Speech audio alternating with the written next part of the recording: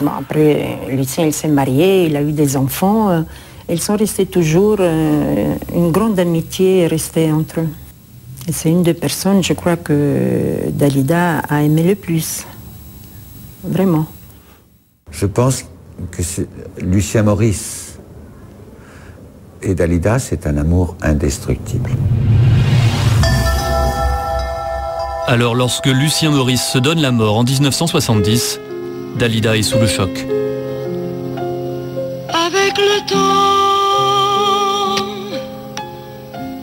Avec le temps va, tout s'en va, l'autre qu'on adorait, qu'on cherchait sous la pluie, l'autre qu'on... Ce jour-là, aux obsèques de Lucien Maurice, Dalida peut penser que décidément le destin s'acharne.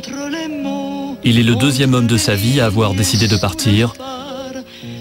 Il ne sera pas le dernier. Qui s'en va faire sa nuit.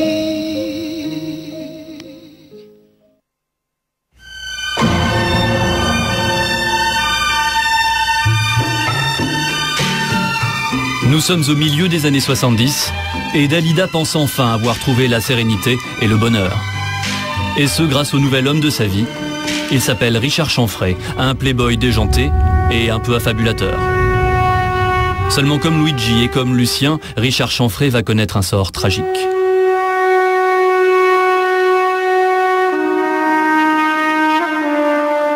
Quand Dalida le rencontre, il se fait appeler le comte de Saint-Germain. C'était un être fantasque, flamboyant. Il a le sens de la mise en scène, alors il se promène à l'époque avec une grande cape dans les soirées, vous voyez. Il est médium, il se dit alchimiste. Voilà, enfin, il raconte des tas d'histoires comme ça amuse beaucoup.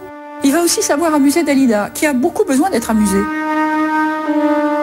Il la rend plus heureuse qu'aucun homme ne l'a jamais rendue heureuse. C'est là qu'elle est vraiment épanouie. On voit les photos de cette époque. D'ailleurs, elle est dans toute la plénitude de sa féminité. Elle est très belle. Elle a l'air d'une femme heureuse et aimée pour la première fois de sa vie. Dalida est donc au sommet de sa beauté, mais aussi de sa gloire. C'est à cette époque qu'elle signe ses plus grands succès. Parole, parole, parole. Écoute-moi. Parole, parole, parole. Venait d'avoir 18 ans, ça le rendait presque insolent de certitude. Gigi l'amoroso, rocker d'amour, l'air de velours comme une caresse. Seulement au fil du temps, Richard Chanfray va montrer une facette de sa personnalité que Dalida ne connaissait pas. À partir du moment où ça marche vraiment entre eux, il va commencer à devenir désagréable, il boit, il conduit trop vite en voiture, il lui fait peur. Il pouvait, dans un dîner, gâcher un dîner, Dalida, en tenant des propos racistes alors qu'il ne l'était pas. Oui, c'était un type assez brutal, mais il a fait souffrir Dalida, incontestablement. Malgré tout, en 1980, Dalida va trouver la force de se lancer le défi le plus risqué de sa carrière, remplir le Palais des Sports, la plus grande salle parisienne, avec un show à l'américaine, comme on n'en avait jamais vu en France à l'époque.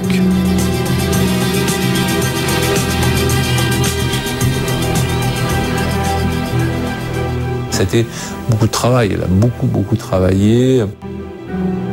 Elle aimait se prouver à elle-même que même cinquantenaire, elle pouvait bouger et lever la jambe aussi bien que des jeunes danseuses à côté d'elle. Dalida donne un nouveau souffle à sa carrière. Dans son spectacle, elle se donne à fond alors qu'elle approche de la cinquantaine. Les tenues sont suggestives, les chorégraphies enlevées et le répertoire dépoussiéré.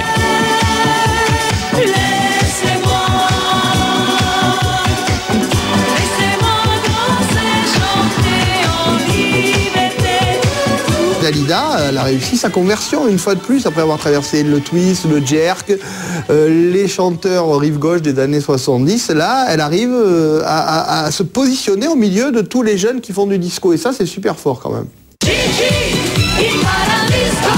Dalida prouve artistiquement qu'elle est toujours présente, qu'elle est toujours là, qu'il faut compter avec elle. Et c'est d'ailleurs à partir de Palais des Sports que toutes les critiques et tout le monde était d'accord de dire Dalida la grande. Finalement, c'est une transformation totale. C'est plus qu'une évolution, je crois, chez moi. C'est une forme de transformation. Dalida va rester 18 jours à l'affiche du Palais des Sports, un succès total. Elle ne peut pas se douter que son destin va la rattraper. Juillet 83, on retrouve le corps sans vie de Richard Chanfray. Il s'est suicidé dans sa voiture. Et même s'ils étaient séparés depuis quelque temps, la nouvelle provoque chez Dalida un choc d'une incroyable violence.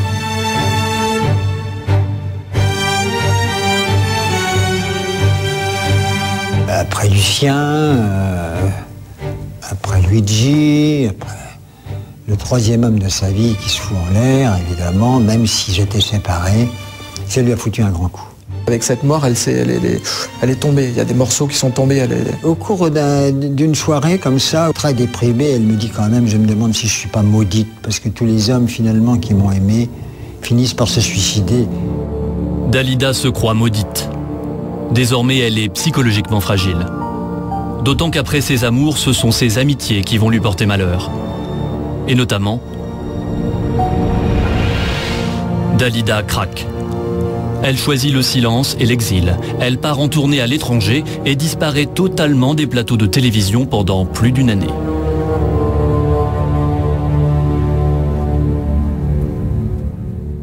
Quelques mois passent